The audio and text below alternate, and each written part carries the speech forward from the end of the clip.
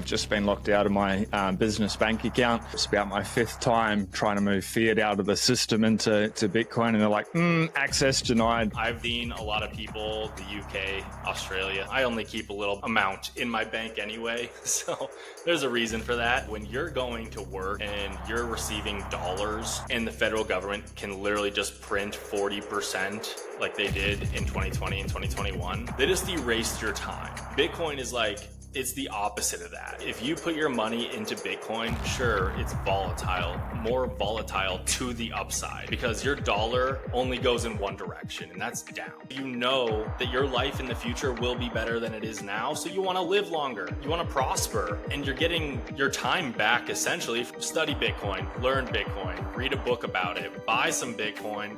Don't sell your Bitcoin, don't try to trade, you'll lose. Avoid coins. For me, Bitcoin can't be confiscated, and they can kill you for it, but I'm willing.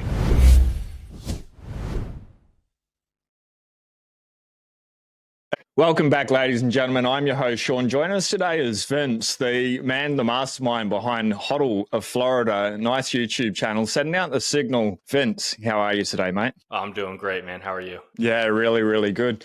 Just before we hit record, we went pretty deep. We were talking about it. I showed you this morning I've just been locked out of my business bank account, which is joyful. It's just something that I've gotten really used to here in Australia. It's about my 5th time trying to move fiat out of the system into Bitcoin. And they're like, access denied, please give us a call. You're locked out of your accounts. And this happened to me yesterday. And I unlocked my account. I went through all their security procedures and I got the fiat out of the bank. Woke up this morning to an email at 1:26 in the morning saying your account's locked. I'm like, no, there's got to be a mistake. When I'm at access tonight, I'm like, oh my God. But that's something you've been in Bitcoin for quite a while. My understanding is you started entering the space in 2017. You've never had an issue with banking or being locked out of your banks and stuff. Do you think, obviously you're based in America, being Hodl Florida, do you think it's just more favorable regulation, or they're not paying attention to it, or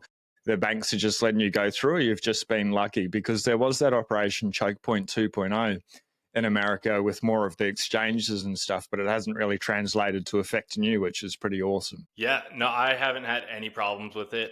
I've switched banks. Now I use Chase Bank. We all know how the CEO of Chase didn't like Bitcoin for a very long time. He still doesn't, I believe.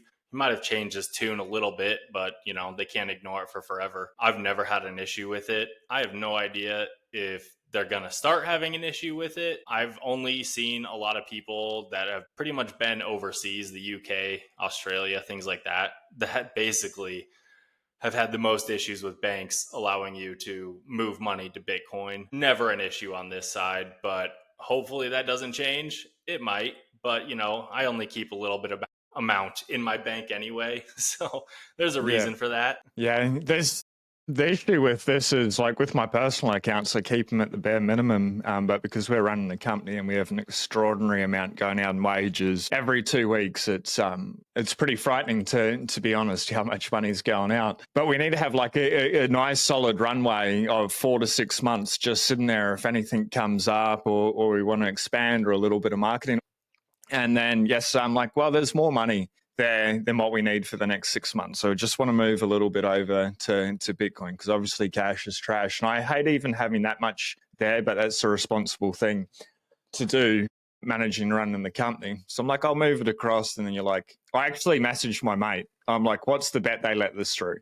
And he just smiled back to me. And then like 2 minutes later, I was like locked out. I'm like, gosh, they just hate it. But what was it in the States that Trump passed? Was it the Genius Act or something, saying that the banks weren't allowed to discriminate against Bitcoin and crypto for that matter? Yeah. I have not read the Genius Act. I've only heard about it from other people, so I'm not too familiar with it. Shoot, man, I have not paid attention to the Genius Act that much. I really don't know. Yeah, fair enough.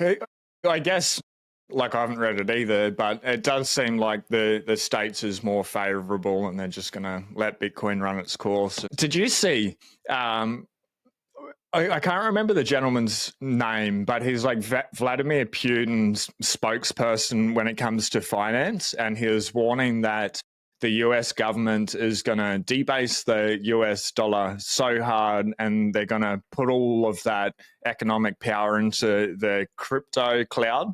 Did you come across that? Dude, mate, it's so crazy. And a little bit off. I think it's more the attackers with stable coins and shipping the inflation out through the stable coins, USDT, etc. But very close. But for someone that's connected to, say, like the third most powerful person in the world, I'd go Trump, China, USA, China, Russia. In that, for him to be able to come out and warn the world that there's going to be this seismic shift into the crypto cloud, and obviously being in Bitcoin, we're like, they're not going to put it into Ethereum. They're not going to put it into ADA. They're not going to put it into Solana. Like, heaven forbid they put it into XRP. The XRP people are like, yeah, they're going to do XRP, ISO, whatever the fuck it is and stuff. And you're like, you guys are delusional. But obviously, like, being in Bitcoin for so long, you've got a YouTube channel, you interview like guests within Bitcoin, you're having these conversations all the time, you're trying to orange pill people. It's like 2017 was the block size wars, 2025 are in the node wars at the moment, which is great, not its first core, etc. Like the FUD never stops. But we've grown up and we've matured so much that to me, it feels inevitable that Bitcoin is going to become the dominating world reserve currency. But I don't think it's going to happen. I don't think it's going to happen, say, in the next 3 to 5 years, but I think over the next like 5 to 15 years, there's a pretty good chance. 20 years out, I'd be surprised if we're not just on a Bitcoin standard worldwide. How do you approach like where Bitcoin is now and the cycles? You know, it's about 115,000, whatever US. We're talking about maybe the cycle ends at 150, 190, 250 or whatever. But from where we are to becoming the world reserve currency, number one, do you think that's likely? Is that going to happen? And what's that like transition journey and stuff? How do you think it's going to play out? Obviously, hindsight's 2020. We're just making everything up. But like, what's your best guess? All right, so I'll address the political side here first. So we did not have a very friendly, Bitcoin-friendly political party in office during 2020, at least in the US. We all saw that. They did everything they could to demonize anyone using Bitcoin, even though the bank still allowed us to buy Bitcoin. They tried to pass laws to get rid of Bitcoin in the United States. That got shut down pretty quick, thank God. And now we do have a president that is pro Bitcoin. He has not always been pro Bitcoin. If you remember back in like 2016, he said Bitcoin was a scam and it was dumb, basically. And now he's pro Bitcoin. And I think that did happen because of education through people doing podcasts, having people like Michael Saylor talk to like Elon Musk and some of the smartest people in the world, and having companies start to invest in Bitcoin has changed the dynamic of the United States. And so having a pro Bitcoin president is massive. Now, is he pro crypto or pro Bitcoin? I mean, he's kind of both. Even his son talks about Ethereum all the time, which is fucking annoying. But anyway, having that is a step forward. And I think going forward, if we don't have someone running that has a side on Bitcoin, if they're just like, it's a scam, they want to get rid of it, they want to ban it for criminals, use the same jargon that they've always used, they're going to lose so many damn votes, dude. Like, it's inevitable. And so we will, I think, continue to have a pro Bitcoin president. And as we get younger generations, people in their 30s, 40s, 50s that are actually like willing to learn this stuff instead of just ignore it, it will become a part of the United States. Whether it's a world reserve currency, I think that could take longer. I don't think places with communism, socialism, authoritarianism are going to accept it. They might use it, and people like Putin and Russia, they might use Bitcoin to benefit themselves. Will they allow their citizens to use it? That's another question. I don't know. The United States will, I think. I think that will happen fairly quick. I hope it does. And then cycles. I'm pumped. I am so excited for this Q4 because everything has just been leading up to the potential of cycles ending. And I'm like, if we just go up this like 30% a year or even more, we could go up 50%, 60% a year and not have a massive drawdown, like the 80% just soul crushing, the winter's here, we're all lonely together. And that bullshit, like we all know what that feels like. If that cycle ends, dude, like that could be so cool. I do think it will happen though. I think that the cycles could end. There's a better chance this cycle than last cycle that it will happen, with companies buying treasury companies. Potentially, I mean, if MSTR gets into the S&P 500, now you're talking about, the S&P 500, you're buying Bitcoin without you even knowing it. Like you're a part of the ecosystem. And so the amount of money that could flow in, have the United States buy, if the United States announces an SBR, like, holy shit, all the other countries are going to have to do it. It's like the gold rush. And so that amount of inflow, that could end the cycles, because I don't see like the US being like, we're going to buy 1 million Bitcoin and then like sell 1 million Bitcoin at the top. Like that shit won't happen. They'll have to lock it up. But cycles, if we see cycles again, they're going to be less. It's going to be less up and less down is my prediction. Do the 50% run up, maybe a 30% drop, another 20% up, maybe 10% down, smaller ups and downs along the way, especially in a bear market. I don't know if we'll see like the whole 200 to 300 run up in a couple month type thing anymore. If we do, like happy days, we'll all be cheering, but it'll come back down because that's right. People love their money, man. You love the money, and humans are humans. And I know for a fact, people sitting on at least one Bitcoin, if Bitcoin hits 500K, like in a short period of time, people are going to pay off their house, dude. Like they're going to get rid of debt. They'll hold on to some, but people are going to sell. It's just inevitable. And that sucks for them. But I mean, I'm not going to sell. But that's just how it is. It's just humanity. It's psychology. They'll sell if it goes up too quick. That's why I think the slow grind would be better in the long term. But if it happens, hey man, I still set my DCA. I'm still buying no matter what. It doesn't matter. Yeah, love that. Like when you're talking to new people, do you ever get like, oh, Bitcoin, it's so expensive? Yeah. Oh yeah. No. The reason I ask that is because Bitcoin is pretty much the highest it's ever been in human history. Like give or take a couple of percentage points. It's really minute. It doesn't matter, 115 to 124, whatever. It's just changed within Bitcoin. But I'll be talking to people as well, and they're like, it's so expensive. And you're like, yeah, like if you look back, it is, but expensive compared to what?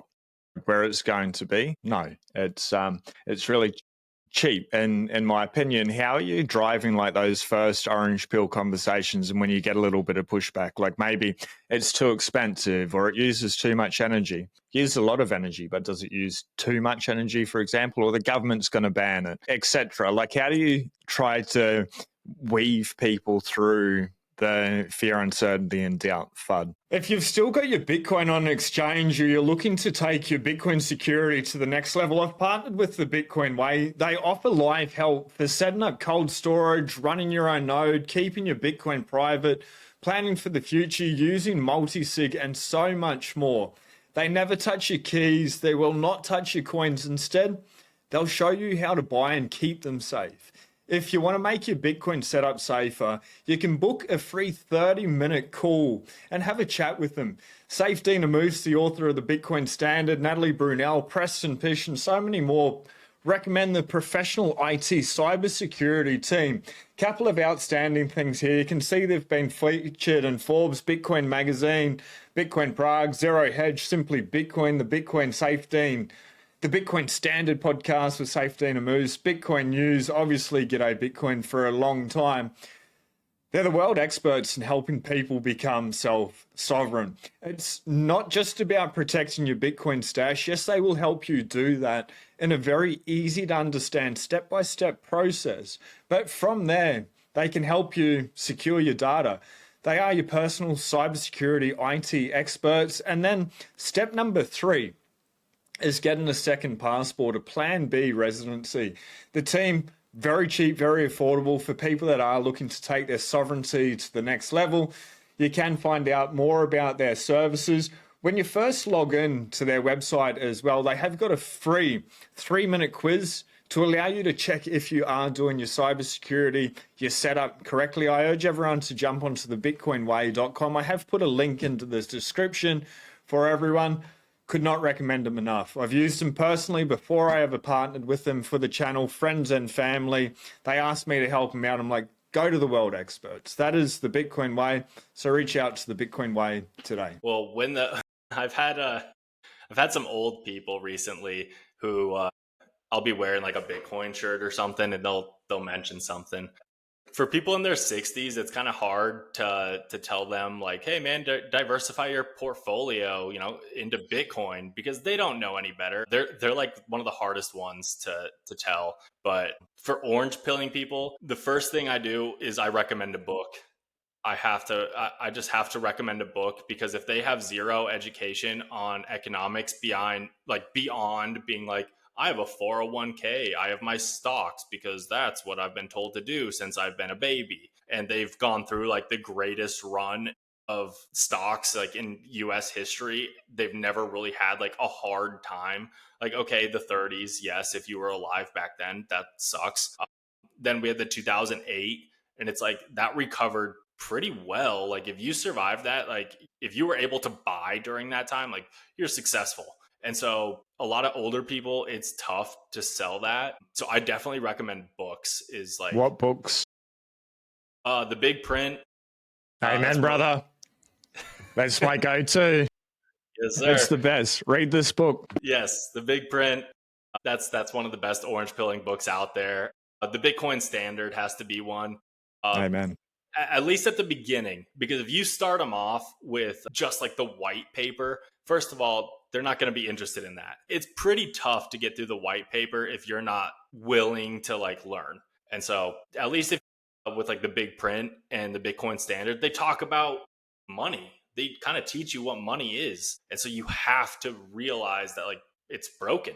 The money's broken, and they offer the solution, which is Bitcoin. So that's definitely one thing that I've learned to do is books, because most of the time you're talking on deaf ears, dude. Unless they ask you about Bitcoin and what you think about it, if you try to convince them to buy Bitcoin, like it's not going to happen. I've given Bitcoin to people before. Unfortunately, I did that, and it was $120,000 this time, and I gave it to 2 security guards who were interested. Yeah, so I gave them Bitcoin at the top, and they probably already sold it. I don't know. Yeah.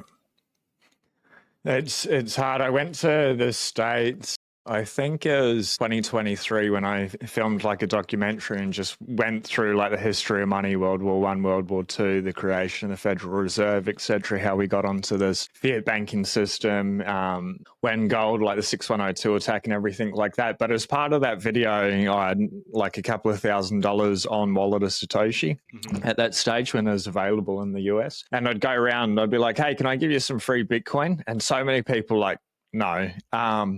And then a couple of people like, yeah, okay. I'm like, you just need to download an app. They're like, no, I'm not downloading an app. And like, eventually I'm like, it's like $100 US in Bitcoin. Can I give it to you? And eventually I got 5 people, but I must have spoken to 50 or 60 people to be able to get to that, and eventually did an interview and stuff and talked to them. But after that, Wallet of Satoshi got banned in the US, and as long as they didn't delete the app, that's fine. But you know for sure, at least 3 out of the 5 people have lost that Bitcoin. And going back like 2.5 years ago, the difference, I think Bitcoin was around like 40,000 or something. So it's like a 3x on that. And you're like, oh, it's just lost to the network. So I've sort of stopped doing that as well. With some people, I reckon if people can read the Big Print front to back cover, they're going to understand Bitcoin. If someone like reads it front to back cover and they're like, Bitcoin's not for me, I'm like, cool, that's all good. At least you understand what you're saying no to, instead of just being like, Bitcoin's not for me. What books have you read, bro? Like, no, I haven't read the books. It's just not for me. If they read this book, I'm like, that's cool. But I have occasionally been like, if you read the book, I will give you $50 in Bitcoin to be able to read it. This is the price of Bitcoin today. However long it takes you to read the book, I'm still going to pay you $50 worth. but you may get more or you may get less in the future. And that's been pretty effective to be able to do it, especially as they get towards the end of the book. Now, like intellectually invested within Bitcoin, and then they get a little bit and then they can start to see it. I found that a fun way. But something you brought up earlier during the cycles is like you're not going to sell the cycle. And that comes down to Michael Saylor, his 10 rules. Rule number 10 is never sell your Bitcoin, which I love. But I just finished, not last night, the night before, a book by Neil Patel called The Treasury of Michael Saylor. Have you read that book? I have not read that one yet. It's so phenomenal. Got recommended to me on Kindle. Preston Pish did the introduction to it, the forward, as well as Cynthia Lummis, I believe. So two very different views. There's definitely Preston Pish. I may be mixing Cynthia Lummis up, but I'm pretty sure it was her. Go through like how he's playing around with the treasury companies and stuff, and I have zero intellectual interest in them. It's just, or maybe a little bit of intellectual interest, but monetary, there is no way I will be giving anyone any of my fiat for more fiat games. I just want Bitcoin in self-custody. But he really like dives in and talks about why Bitcoin is literally going up forever. And then he talks about like the different investments, real estate, stocks, bonds, etc. The reason I say all that, if we didn't have Bitcoin right now, but you knew everything that you've learned over, say, the last 8 years, 2017 to 2025, you knew everything about the world. Like you can see what the UK is doing with digital IDs, Australia doing with digital IDs. Obviously, that's the start of CBDCs, the attack, the left versus right, just the division in the world at the moment, the hate speech, the fear mongering.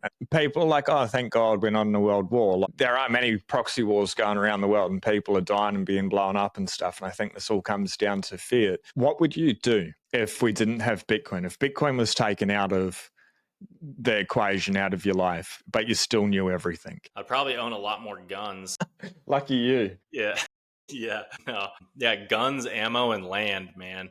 That's the secret right there if you don't have Bitcoin. And then once you have enough Bitcoin and it becomes worth enough, then you maybe take a little Bitcoin and you get more guns, ammo, and land. So, but if Bitcoin was 100% out of the equation, the only other thing you can really go to is gold at that point. I mean, do you buy gold coins, gold bars? Do you buy GLD on the stock market? Do you buy gold miners stock market stocks? You would have to go towards gold, but then it's like, how do you sell it? How do you send it to people? You can't use it day to day.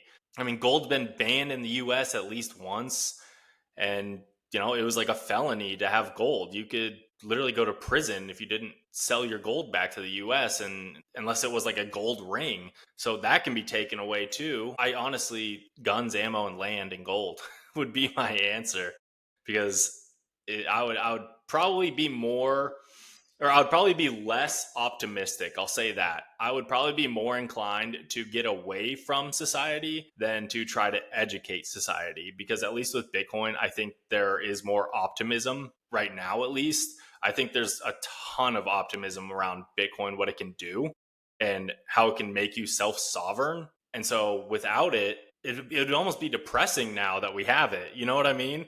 Like if you 100%. reverse the clock, like if I know what I know and I know that like something like Bitcoin could exist, but it doesn't exist.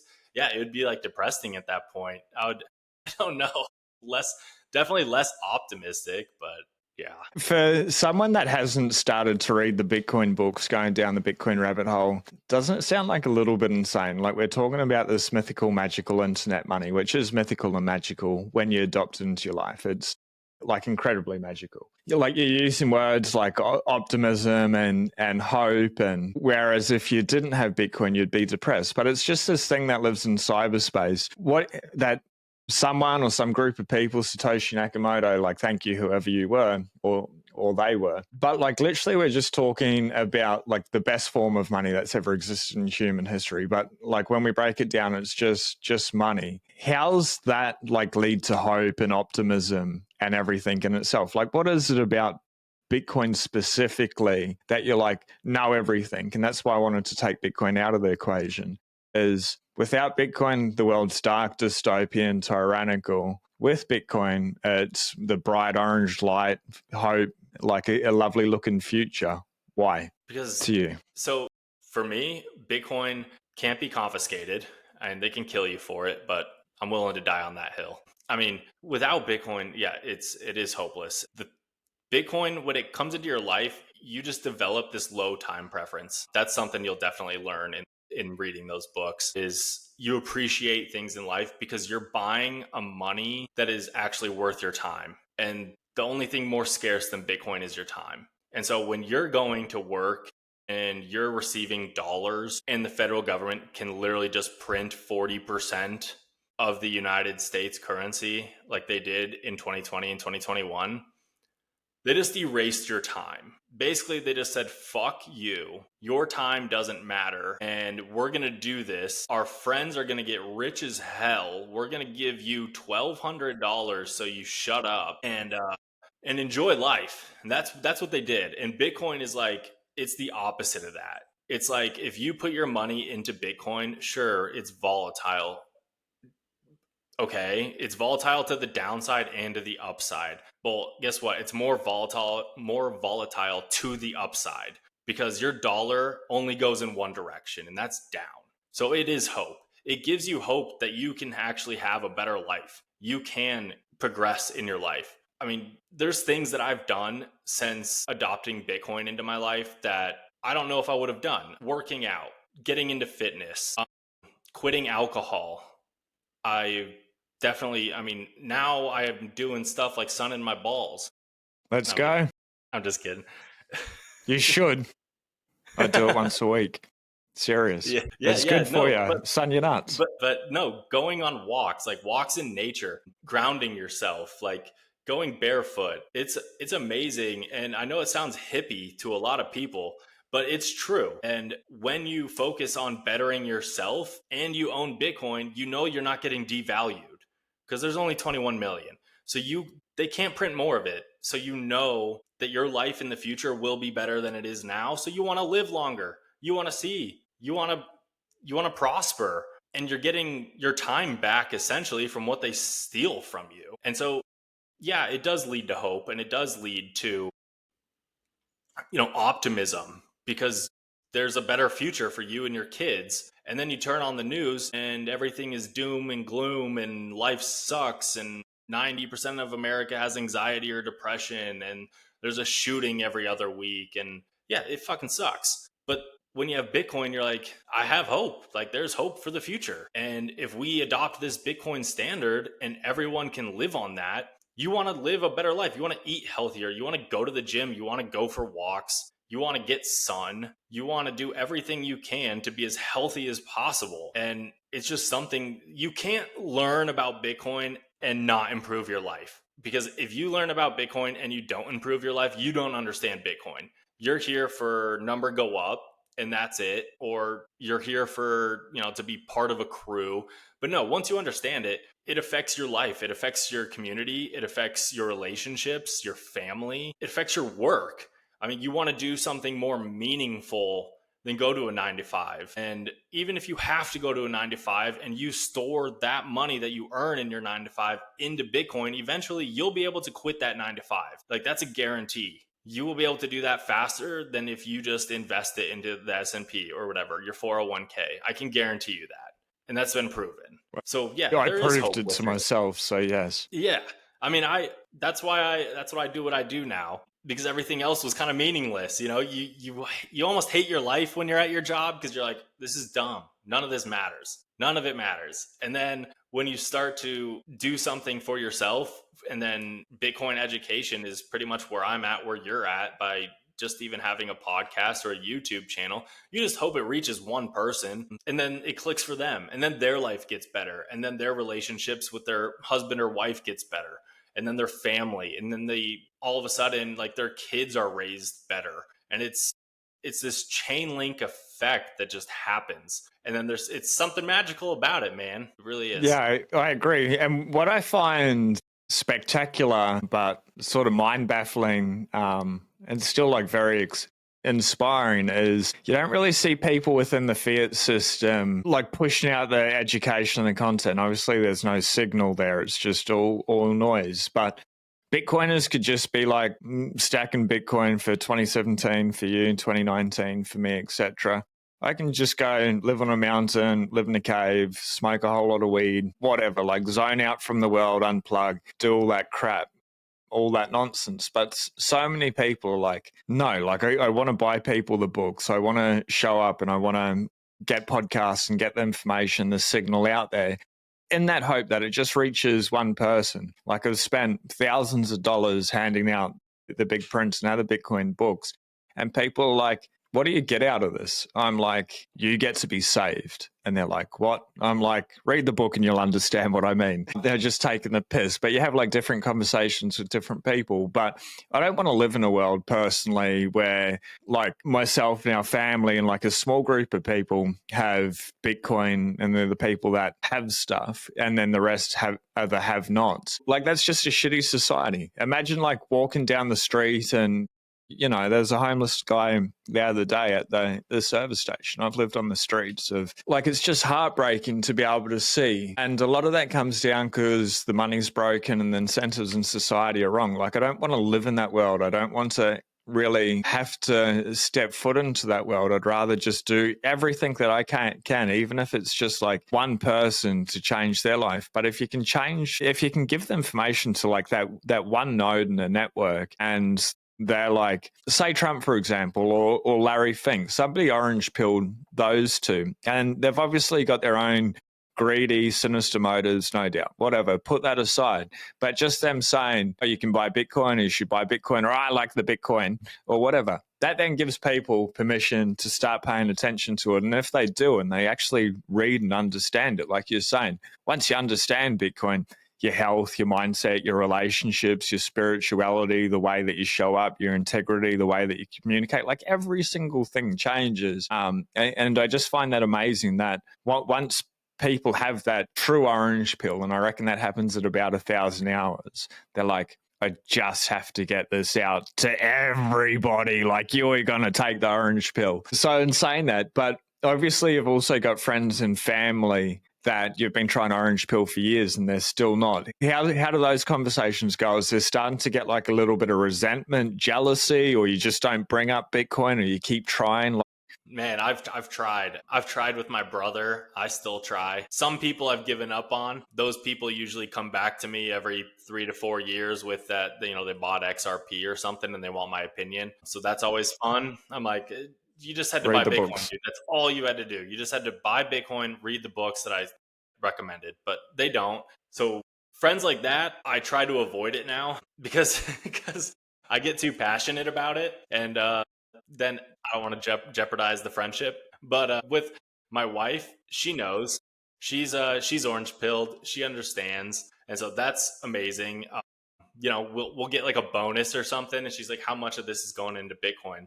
And it's like, sweet. All of it. Yeah, it's great. And that's like so cool. My dad, he's been tougher. He's like 67 right now. And so yeah, that's tougher. He found Bitcoin when I did ish, and it was so funny, dude. He bought like quite a bit because I didn't know what it was, and I was like, check this thing out. And he bought quite a bit, and I was like, holy shit, Dad, like that's scary. Like, are you sure you're okay? Like, that's a lot of money. And we didn't know what Bitcoin was at the time. And he made so much freaking money. And then he tried to like trade it and he lost a lot of it. And so now I still ask him every time I'm on the phone, like, you still have like some of your Bitcoin, right? He's like, yeah. And I'm like, don't sell that. And he's like, I know, just hold on to it. And so I've gotten through him to at least, I think, like hold on to some. Personal friendships though, I have a couple friends that hold Bitcoin, but they also hold shit coins. I do send like a lot of memes from X. Like when there's a good meme, dude, I have to screenshot it and send it to the group chat. And then, when you see the digital ID stuff, I'll always send that. And I'm like, I'm telling you, man, just buy Bitcoin. And I usually don't get a response. It's like, I find that so frustrating, like especially in regards to digital IDs. And I want to sort of steer the conversation there for a moment, because you live in the country, the land of the free. In Australia, it's very much a socialist country. Some things are really amazing, like the roads, the hospitals and stuff for the better part, maybe not in Victoria waiting for an ambulance. But like last year I was cutting a spray paint tin with an angle grinder. Don't do it, ladies and gentlemen. It's one of the stupidest decisions I've done in my life. Anyway, the sparks ignited the propellant in the spray paint tin. So I got like 2nd-degree burns. It just went all over my face, took all my eyebrows off, everything like that is fucked, burnt all my arms and shit like that. And so I like quickly chucked 2 steaks in the barbecue and like cooked those really quickly, and then chucked them in a container, and then jumped in the old Hilux, and I like went to the pharmacy, and I'm like, I need some painkillers. And they're like, what's wrong? I'm like, I just fucking lit myself on fire. They're like, here's some painkillers, go to the hospital. So I like went to the hospital. They got me straight in, and like straight in. It was incredible. Cost me absolutely nothing, straight into the cold shower. Morphine, I think, whatever drug they sent me to outer space. And just like took that initial shock and pain away. But then like the test that they did, like not x-raying my eyes, but like taking like really high detailed photos of my eyes, x-raying my chest and everything like that to make sure I hadn't breathed any of that in. All of that was paid by the taxpayer. So it wasn't free, but like it was fully funded. It was no out-of-pocket expense for me. Like just incredible care, incredible service. So there are parts of socialism that I absolutely love. I'm not trying to take away from that, but there is a downside, and socialism starts to move towards communism. And Australia's Prime Minister, Anthony Albanese, bright idea. We're going to keep kids under the age of 16 off social media. It's always about save the kids, man, whenever they want to push in any agenda. Basically, it's just digital IDs for everyone. There's been a little bit back and forth because the Safety Commissioner, E. Karen, in Australia has just been blasted by the community's free speech advocates and stuff. Keep doing everything. Everyone giving that woman a hard time. Amen. My hat off to you. You're amazing people. Make a life hell. But be nice, not intimidating or threatening or anything. Just call her out on a bullshit. Anyway, so bright idea, digital IDs. Anthony Albanese meets with Keir Starmer in the UK with the UN. The UK is like, digital IDs for everyone, and we're going to make digital IDs free for everyone, but they're absolutely mandatory if you want to hold a job or whatever, and this is going to stop illegal immigration, people working. It's not. Like those two things aren't compatible. You already need a passport, your tax number or whatever it is. There's 3 things that you need in the UK to be able to work legally. These people are just coming in, they don't need a passport, and they're getting paid cash in hand. But anyway, there's a problem at the moment. They ignite a reaction so they can get their solution through. Their solution's digital IDs. The reason why I find digital IDs so terrifying, so scary, and I'd like to get your thoughts on it because you're in a country that has a whole lot more freedom than a lot of parts around the world, is once digital IDs come in, then they link that to a central bank digital currency. So instead of the like being able to have cash and stuff, everything's online. It's connected to everything you do, everything you say. So like you'll need to use that digital ID to be able to access social media. What do you post on social media? You post your thoughts straight out of 1984. You may be saying something that was acceptable 5, 10, 15, 20 years ago. That was just common sense. It's probably based in reality or more so to truth, but it goes against their agenda or you call them out or whatever. Don't like you. We don't like your thoughts. So now instead of being able to buy 6 kilos of steak per week, you can buy 1 or you can buy 500 grams. You're not allowed to jump on the bus or the plane or the train or whatever it is. You're not allowed to be able to get your pension or government stimulus or whatever it is. And I don't think it's going to go dystopian straight away. They're not that dumb. I think they'll bring it in slowly, bring in the digital IDs. Everything will be all right for a while. And they're like, oh, we're going to make this easier and more accessible for you. We're just going to link it to your bank account. It's easy. You only need one digital ID for everything. You can access everything. And it'll be going real well until something happens. And Australia's in a lot of debt. The US is in a lot of debt, etc. Maybe they just want to shut everyone's bank accounts down, take a haircut off the top, direct tax or whatever, negative interest rates for you, negative interest rates for me. I see that's coming. And I see that's coming very quickly. And I think that's very dystopian. And Bitcoin in self-custody, ladies and gentlemen, is how you protect yourself. And then you need to start looking at second passports. You can always reach out to the Bitcoin Way, Tony and the team. It's a free 30-minute call when you talk to them initially. Whatever option, having Bitcoin, like when you secure the money and it's freedom money, it's one step. And then you need to obviously protect like your online devices, digital identity and stuff.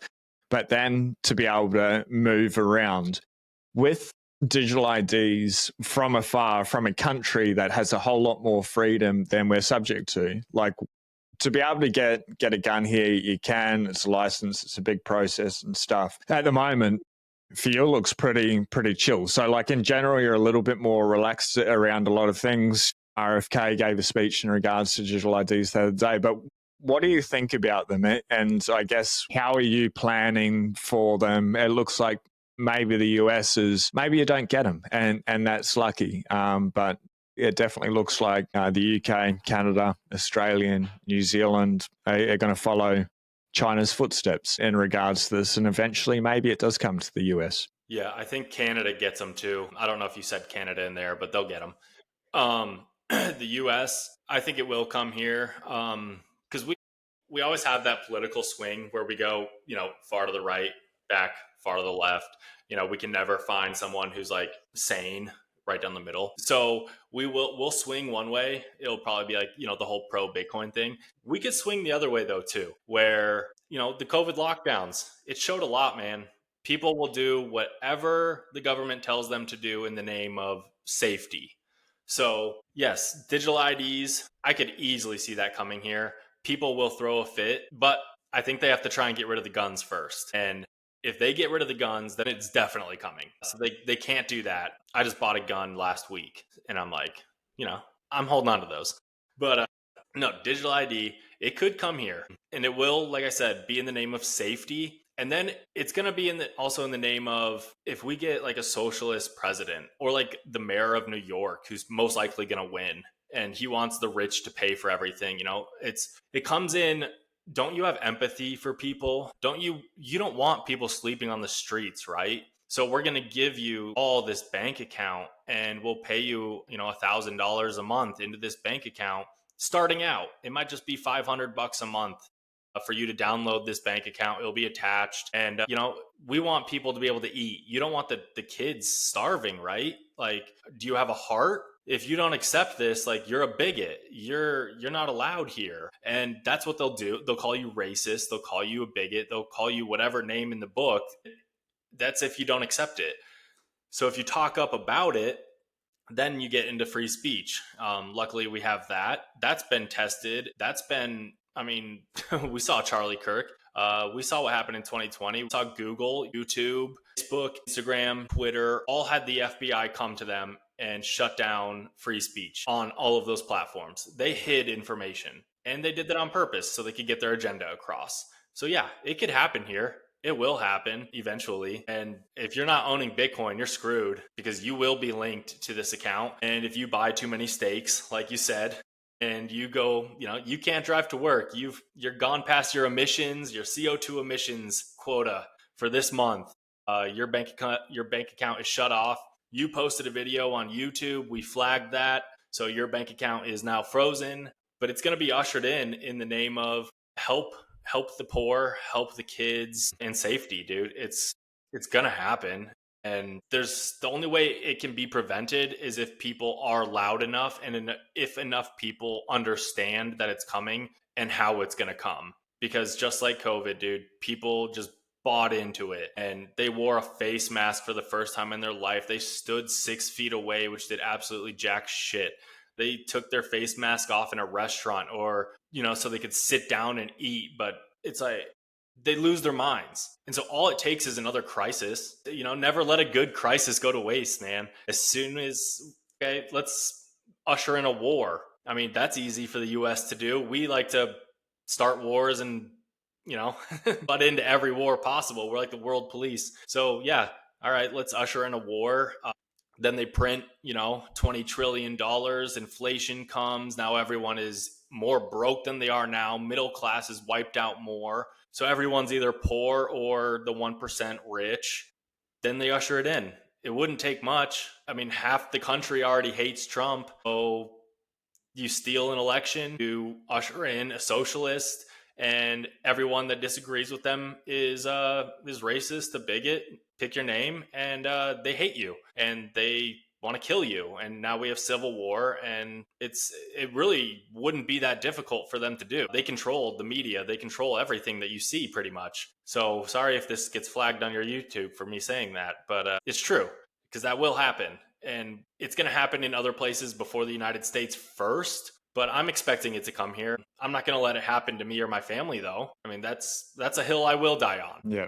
It's like plan for the worst, but hope for the best. And I guess we're in a position where we can do that with Bitcoin in self-custody. If it's on the exchange, it's in the ETF. If you're doing other than holding your own keys, Bitcoin in self-custody, it's not freedom money. It's not going to serve you in those situations. And I don't think the world's going to go dystopian or tyrannical overnight on a mass scale, but it's already happening. Like the Bank of Thailand, 86 million bank accounts because people weren't getting biometric facial recognition, digital IDs, but access denied. Like, it's absolutely crazy. Vince, we've come to the top of the hour. I'm going to put all your YouTube links in for everyone to be able to connect with you down in the description below. But I'll just give you a couple of minutes or a minute to final thoughts to be able to wrap up a takeaway for everyone watching today. Yeah, I mean, take care of yourself. Study Bitcoin, learn Bitcoin, read a book about it. Once you understand it, tell someone about it, spread it, because you are saving someone. And you know what? Life is a better life when you're on the Bitcoin standard.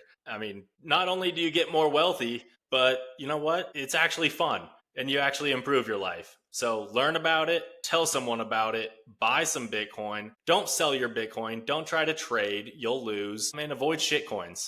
And I guarantee you'll feel more optimistic in the coming months once you do that. Because all the bad shit that we just talked about, let's give some hopium. There's a silver lining to all of that. And that is that those people that want to usher in the IDs, want to usher in totalitarianism and control your life. If there's enough of us that see another side to this world, that will prevail. And that's what you got to do. Read the book. Read some books. Yeah. I love it. Read the books, read the bugs. Ladies and gentlemen, if we vibe, hit subscribe if you haven't already. Please do something nice for yourself today, for somebody else out there. Be blessed. Peace.